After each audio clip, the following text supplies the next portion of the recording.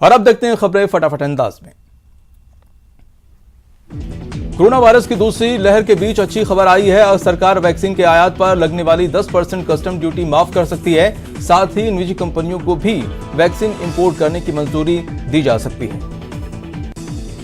केंद्र ने वैक्सीन खरीदने के लिए 4,500 करोड़ रुपए का पेमेंट किया है। सीरम इंस्टीट्यूट ऑफ इंडिया को 3,000 करोड़ रुपए और भारत बायोटेक को 1,500 करोड़ रुपए दिए हैं। ये पैसा 2-3 महीने तक वैक्सीन की सप्लाई के लिए एडवांस के तौर पर दिया गया है।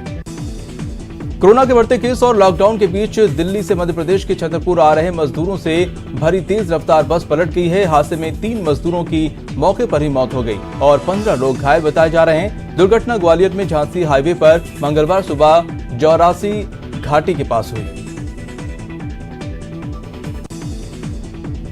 लखनऊ सहित यूपी के 5 शहरों में लॉकडाउन नहीं लगेगा। सुप्रीम कोर्ट ने इलाहाबाद हाईकोर्ट के आदेश पर अगले आदेश तक रोक लगा दी है। सोमवार को ही हाईकोर्ट ने लखनऊ, कानपुर, वाराणसी, प्रयागराज और गोरखपुर में 26 अप्रैल तक कंप्लीट लॉकडाउन लगाने का आदेश दिया था। इसके खिलाफ योगी सरकार ने सुप्रीम कोर्ट में याचिका दायर की थी।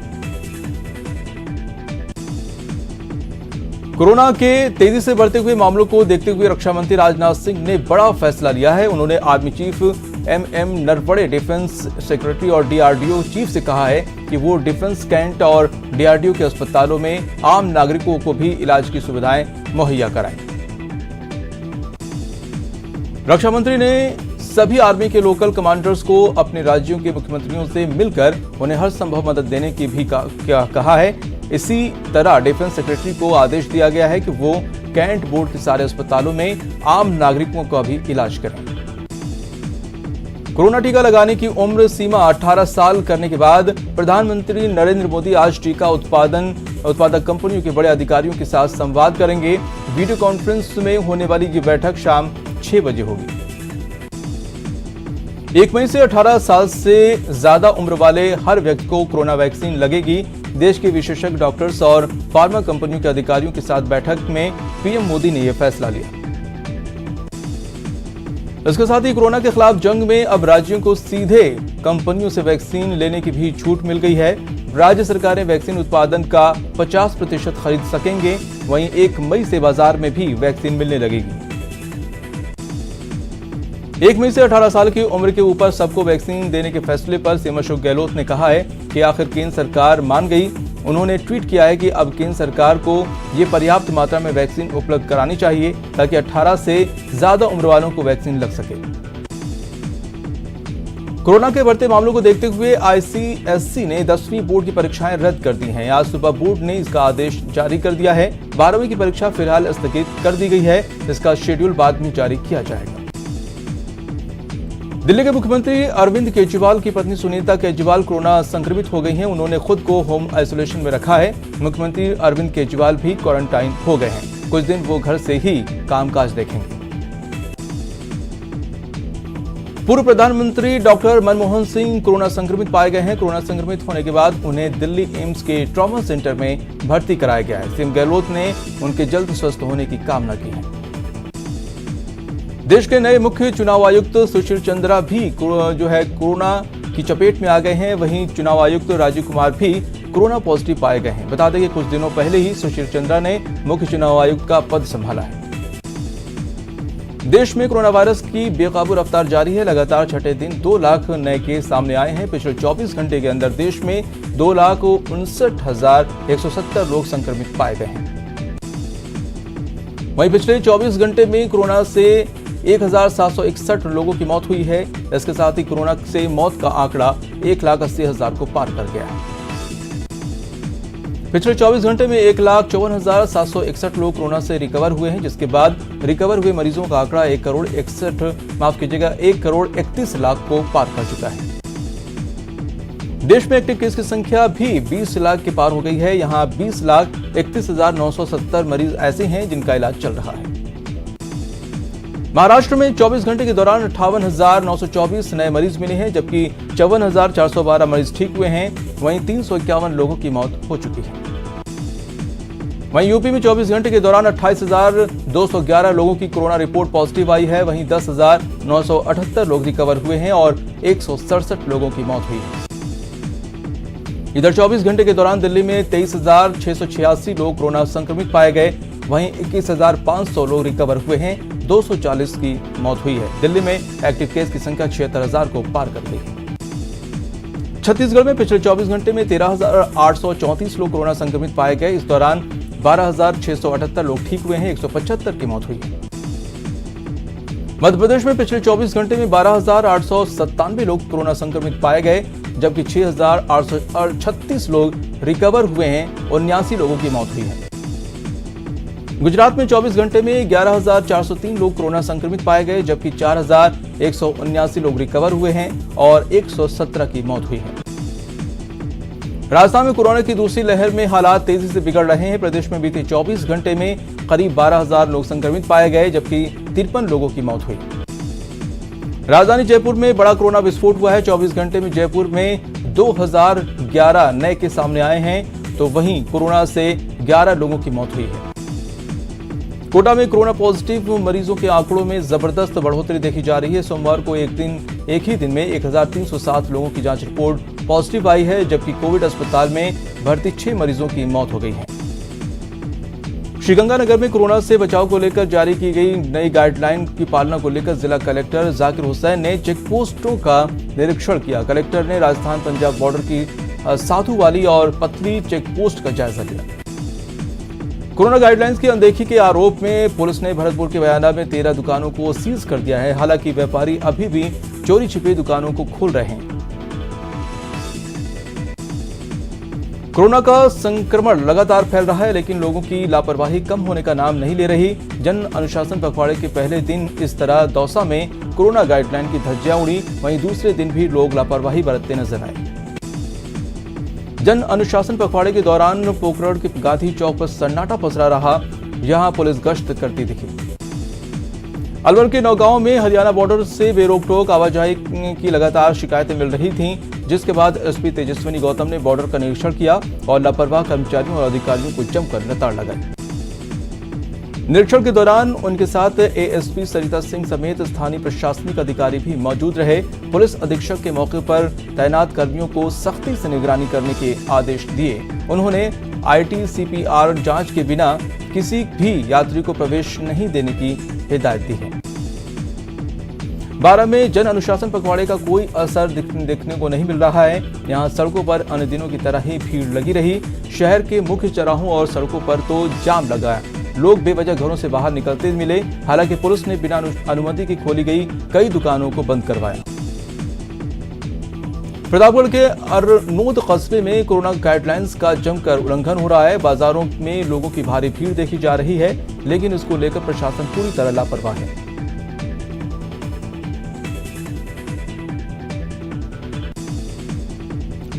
अजमेर में जन अनुशासन पखवाड़े को सफल बनाने के लिए पुलिस की सख्ती लगातार जारी है। बिना वजह घर से निकलने वालों और मास्क नहीं पहनने वालों और सोशल डिस्टेंसिंग का उल्लंघन करने वालों की पुलिस जमकर चालान काट रही है।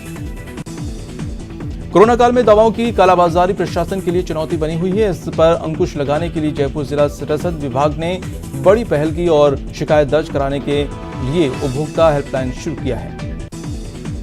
अलवर के मुंडावर में 10 दुकानों को सीज किया गया और उसके चालान काटे गए। ये कार्रवाई एसडीएम राम सिंह राजावत ने कोरोना गाइडलाइंस का उल्लंघन करने पर किया है।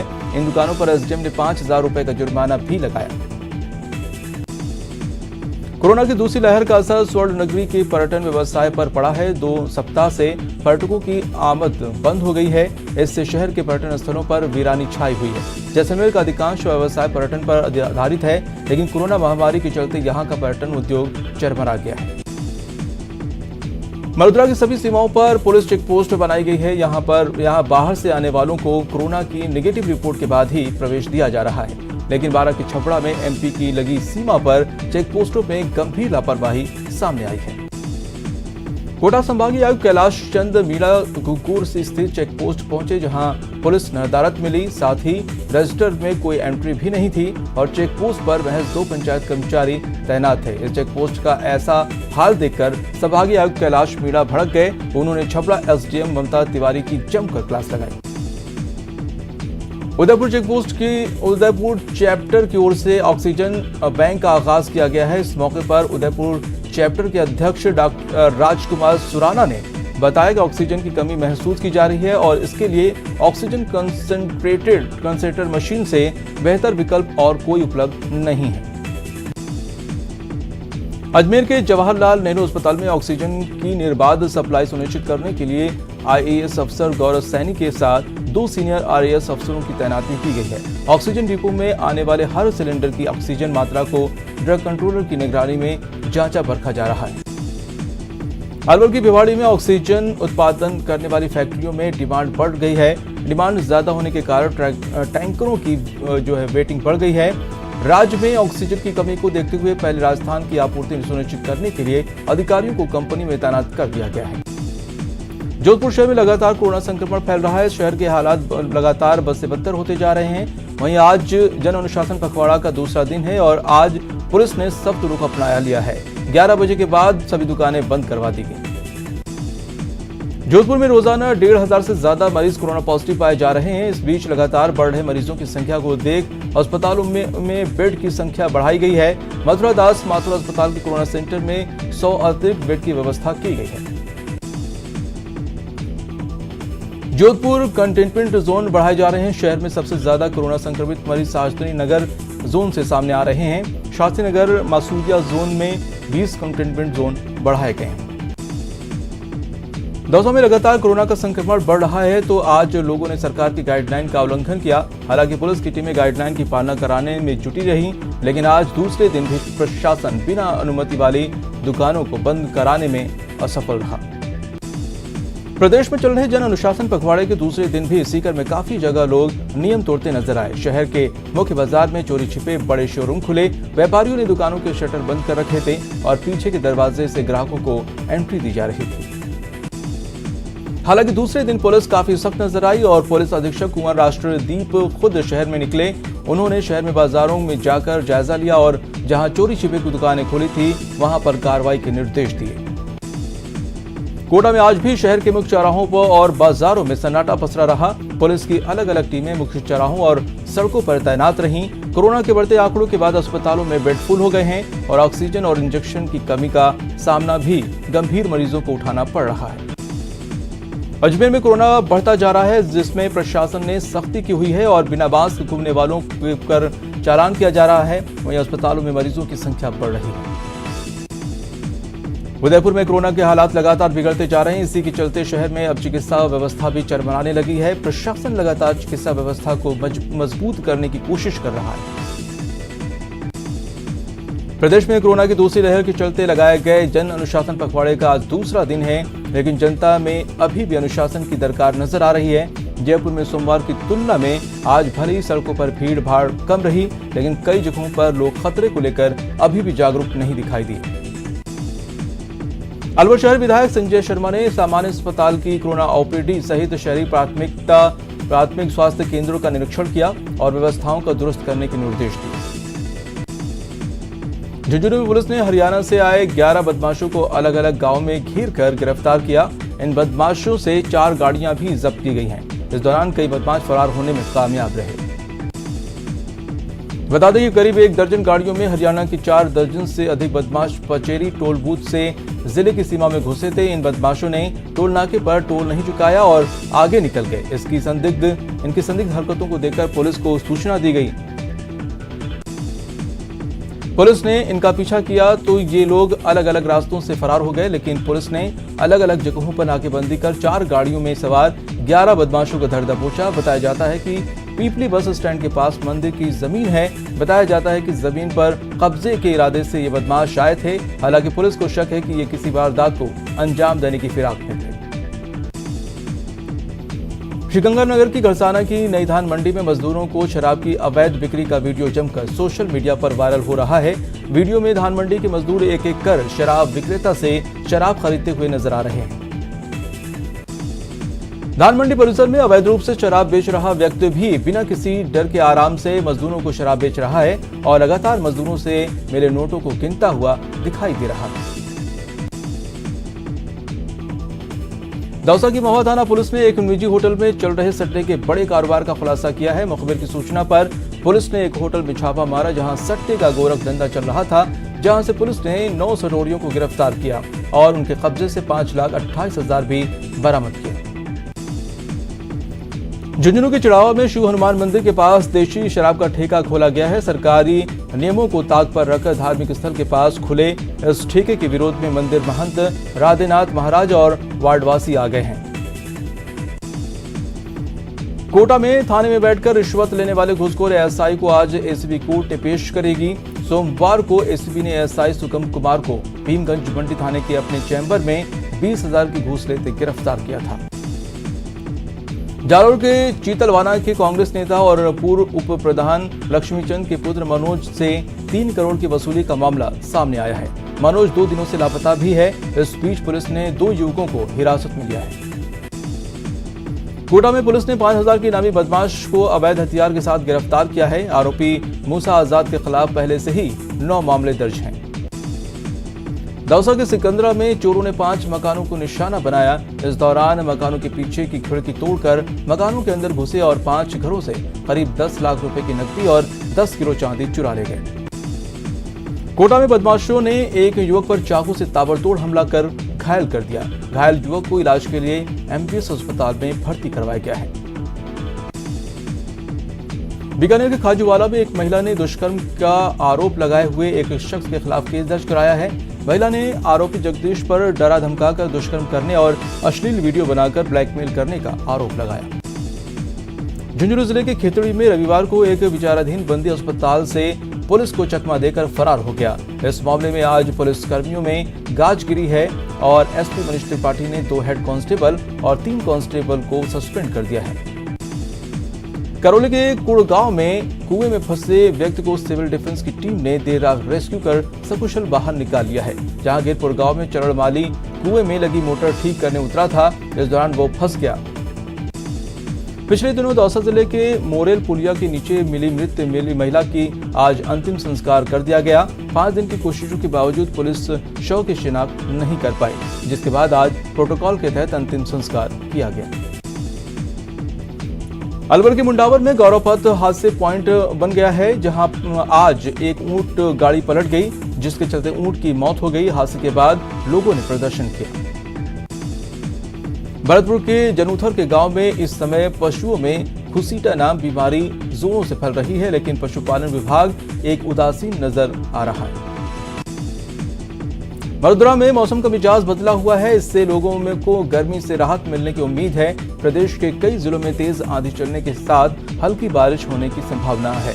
इसके लिए मौसम विभाग ने येलो अलर्ट जारी किया है। जैसलमेर में सोमवार देर रात अचानक बारिश हुई। दिन में झुलसाने वाली गर्मी के बाद शाम को हल्की फुहारों से मौसम सुहाना हो गया। देर रात रामगढ़ कस्बे में बादलों की गड़गड़ाहट के साथ बारिश शुरू हुई। कुछ देर चली रिमझिम बारिश ने मौसम खुशगवार हो गया। मौसम बीकानेर में अचानक बदले मौसम के मिजाज ने गर्मी से राहत दी है। बारिश के साथ चली ठंडी हवाओं से तापमान में काफी गिरावट आई। आज दुर्गाष्टमी है, लेकिन कोरोना की दूसरी लहर के चलते दुर्गाष्टमी पर माता के मंदिरों में भीड़ बिल्कुल भी देखने को नहीं मिल रही है। दौसा के प्रसिद्ध दुर्गा मंदिर में हर साल श्रद्धालुओं की भीड़ रहती थी। फिलहाल रुकते हैं छोटे से ब्रेक के लिए।